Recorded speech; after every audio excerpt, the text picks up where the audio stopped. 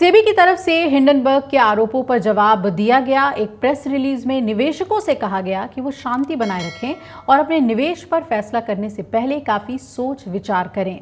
Experts ने भी निवेशकों को अलर्ट रहने की सलाह दी है, क्योंकि सोमवार को बाजार खुलने पर उतार चढ़ाव दिख सकता है। अमेरिका की research and investment company Hindenburg research ने शनिवार को मार्केट रेगुलेटर सेबी की अध्यक्ष माधवी पुरी बुच और उनके पति धवल बुच पर बड़े आरोप लगाए।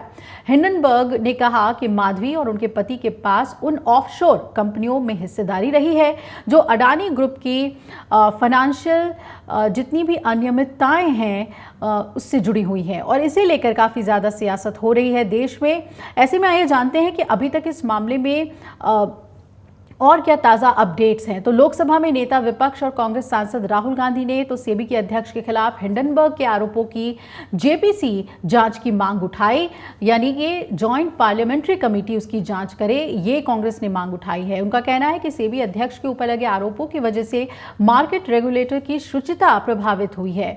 वहीं उन्होंने सरकार से 3 सवाल पूछते हुए संयुक्त संसदीय समिति जांच की मांग की और कांग्रेस अध्यक्ष मल्लिकार्जुन खड़गे ने सोशल मीडिया एक्स पर एक पोस्ट में कहा कि सुप्रीम कोर्ट के सामने सेबी ने अडानी को हिंडनबर्ग के जनवरी 2023 के खुलासों में क्लीन चिट दी।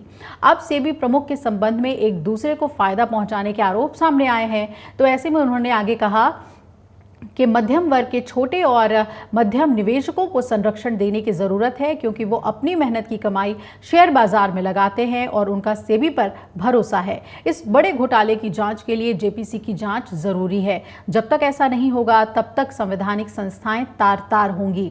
वहीं बीजेपी नेता राजीव चंद्रशेखर ने आरोपों पर जवाब दिया और कहा कि देश की वित्तीय प्रणाली को अस्थिर करने की साजिश विपक्ष रच रहा है।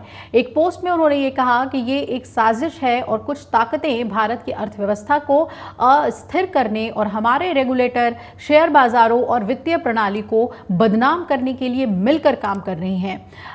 उन्होंने ये भी कहा कि ये ऐसी चीज है जिसकी हमें कभी इजाजत नहीं देनी चाहिए, क्योंकि हमारा देश विस्तार और विकास के पथ पर है। एक स्वतंत्र नियामक के खिलाफ इन संकेतों और झूठ का इस्तेमाल करना अपराध है। रिपोर्ट में कुछ भी विश्वसनीय नहीं है और ये भारत की अर्थव्यवस्था पर एक साजिश और जानबूझकर किया गया हमला है।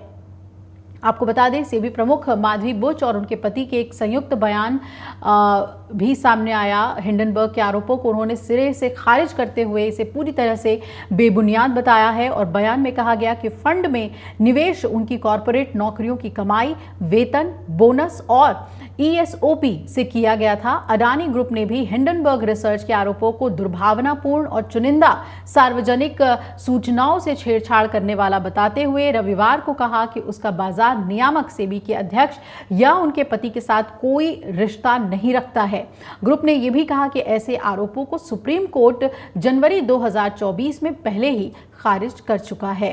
अगर आप ये वीडियो YouTube पर देख रहे हैं तो हमारे चैनल को सब्सक्राइब करें और बेल आइकन को दबाना ना भूलें। अगर आप Facebook पर ये वीडियो देख रहे हैं तो हमारे पेज को लाइक करें।